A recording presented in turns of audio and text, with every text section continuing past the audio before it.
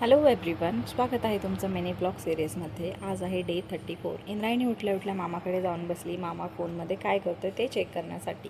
T V बघण्याची सवय आता जास्त वाढत चालली आहे, कारण आता स्वतःहून सांगते की आई टी व्ही लावून दे।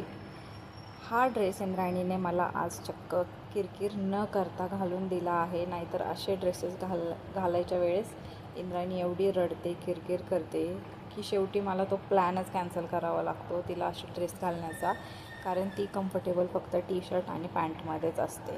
किती गोड दिसतंय माझं बाळ, पण तिला हे कपडेच आवडत नाही, म्हणून तिला रडून न देता मी आपले तिला टी शर्ट पॅन्टच घालत असते की रडायला नको म्हणून। पण हे सगळे कपडे असेच कपाटात पडून आहेत तिचे सगळे। एकतर या दोघींचं पटत नाही, आणि जर पटलं तर मग इतकं पटतं की दोघींना एकमेकींशिवाय करमत नाही। चष्म्याच्या बॉक्समधला चष्मा एकीकडे फेकून देऊन त्या बॉक्ससोबत खेळणं चालू होतं। नंतर तो चष्मा आम्हाला टेबलखाली मिळाला।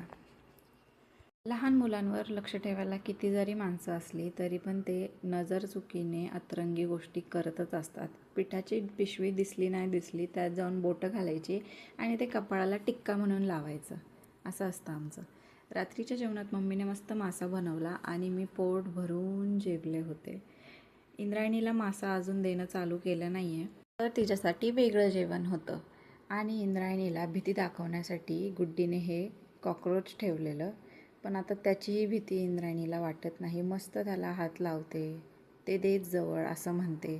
दिवसाचा शेवट झाला एक छानशी कुल्फी खाऊन। तर असा होता आमचा आजचा दिवस। चॅनलला जर सबस्क्राईब केलं नसेल तर सबस्क्राईब करा आणि इंस्टाग्रामवरही फॉलो करायला विसरू नका।